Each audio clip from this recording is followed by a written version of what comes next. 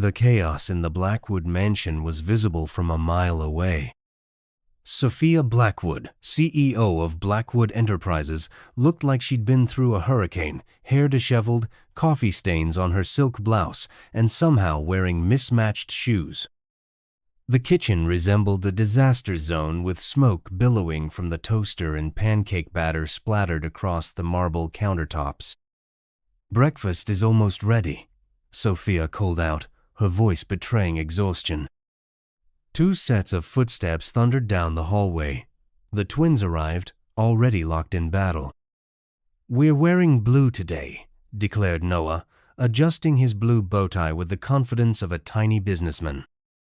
"No, we're wearing purple," countered Zoe, her purple headband gleaming like a crown. "We wore blue yesterday." "So what? Blue is better," Noah shot back. Sophia groaned from the kitchen. "Please stop arguing and sit down for breakfast." The twins reluctantly took their seats as Sophia served their plates with a triumphant smile.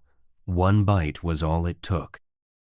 "Mom, this tastes like cardboard," Zoe announced, pushing her plate away. "Yeah, the eggs are rubbery," Noah added with a dramatic grimace. Sophia collapsed into a chair. "We wouldn't be in this situation if you two hadn't scared away every nanny I've hired."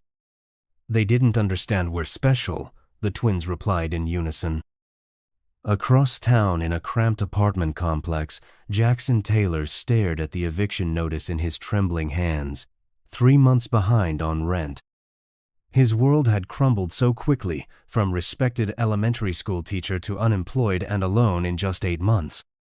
"You have until Friday," his landlord had said without emotion. Jackson's phone rang. It was his friend Talia. "My boss needs a live-in nanny for her twins," she explained. "The pay is incredible, but those kids are terrors. They've gone through 17 nannies in 2 years. Jackson hesitated. "I don't know, Talia. I'm a teacher, not a nanny." "You taught 2nd grade for 6 years. Plus, you need this, Jackson, since the accident." He flinched at the mention. The school bus crash had taken everything: his career, his confidence, and the use of his left leg. The settlement money had run out months ago. "Fine," he sighed. "Set up the interview." The Blackwood building towered over downtown like a glass monument to success. Jackson limped through the lobby, clutching his resume and trying to ignore the stares at his cane. The elevator ride to the top floor felt eternal. Sophia Blackwood didn't look up when he entered her office. "Have a seat," she said, eyes fixed on her computer. "So you have experience with children?" she asked, still typing. "Yes, ma'am. I was an elementary school teacher for 6 years before the accident." That made her look up. Her eyes flickered to his cane, then back to his face. "My secretary mentioned something about that. What happened?" Jackson swallowed hard. "School bus crash. I was chaperoning a field trip." Something in her expression softened. "I'm sorry. Were any children?" "No, just me and the driver injured. But I can't stand for long periods anymore, which made teaching difficult." Sophia nodded slowly. "My twins are challenging. They've driven away every nanny I've hired. The salary is $5,000 monthly, plus room and board." "Can you start tomorrow?" Jackson blinked in surprise. "Just like that?" "I trust Talia's judgment. And frankly, I'm desperate." The next morning, Jackson arrived at the Blackwood mansion with a single suitcase and a knot of anxiety in his stomach. The twins watched him from the staircase with calculating eyes. "You walk funny," Noah observed bluntly. "Noah," Sophia scolded. "It's okay," Jackson said with a gentle smile. "I was in an accident. My leg doesn't work quite right anymore." Zoe tilted her head. "Does it hurt?" "Sometimes, but I'm okay."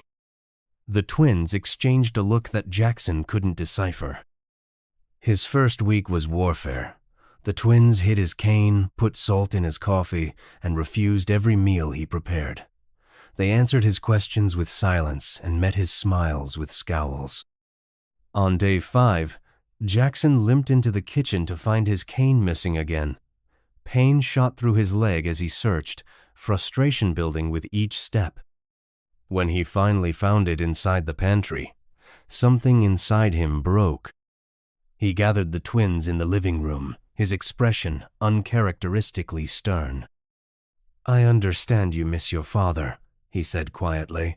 "Your mom told me he left 2 years ago. That must hurt terribly." The twins stared at him, suddenly silent.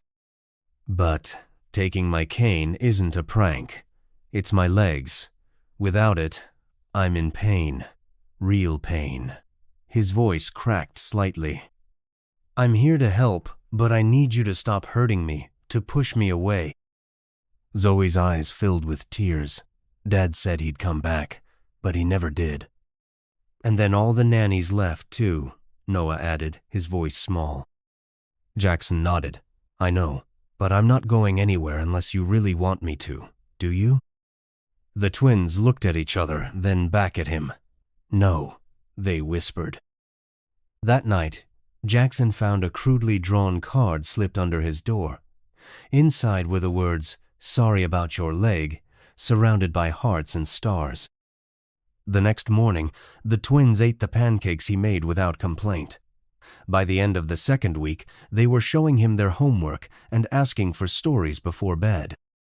Sophia noticed the change immediately. "What kind of magic did you work on my children?" she asked one evening after the twins were asleep. Jackson shrugged. They just needed someone to see their pain. As weeks turned to months, the mansion transformed. Laughter echoed through hallways that had been silent for years. The twins thrived under Jackson's care, their grades improving and their smiles returning. But across town, trouble was brewing. Jackson's ex-wife, Vanessa, had discovered his new position through social media. After draining their joint accounts and disappearing during his hospital stay, she'd suddenly reappeared with demands. "I deserve half of your settlement," she texted. "And now I hear you're working for Sophia Blackwood? I bet she'd love to know about your past." Jackson's blood ran cold. The medication addiction after the accident, the dark months of recovery, the things he'd said and done while in pain, none of it would look good to an employer. That night, Sophia found him packing his bag. "What are you doing?" she demanded. "I think it's best if I leave," he said, not meeting her eyes. "The twins will be devastated. What's going on?" Jackson sank onto the bed.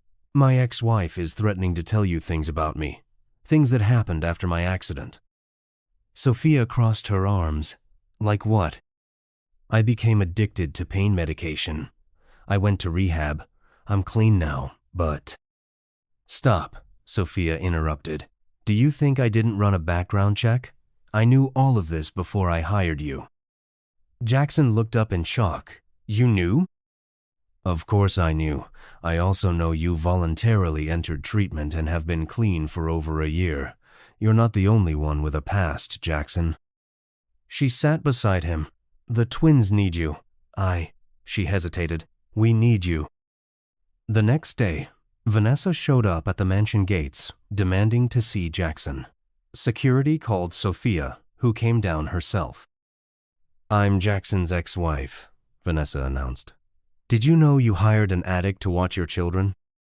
Sophia's expression remained calm. "I hired a dedicated teacher who survived trauma and rebuilt his life. Now please leave my property before I call the police." Vanessa's face contorted with rage. This isn't over. But it was. That evening, as Jackson helped the twins with their science project, Sophia watched from the doorway. Something had shifted between them, a family forming from broken pieces. 6 months later, as they celebrated the twins' birthday, Noah tugged on Jackson's sleeve. "Are you going to marry Mom?" he whispered. Jackson nearly choked on his cake. "What?" "We see how she looks at you. Zoe added with a knowing smile. And how you look at her. Jackson glanced across the room at Sophia, who was laughing with guests. Their eyes met, and she smiled, that private smile that had become just for him. "Would that be okay with you two?" he asked carefully. The twins grinned.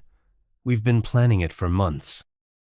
Sometimes family isn't what you're born into, but what you build from the ruins of what was broken. And sometimes the most unexpected detours lead exactly where you're meant to be. What happens next? Will Vanessa return with more threats? Can Jackson fully embrace this new family without fear of his past? And what secrets might Sophia still be hiding about the twins' father?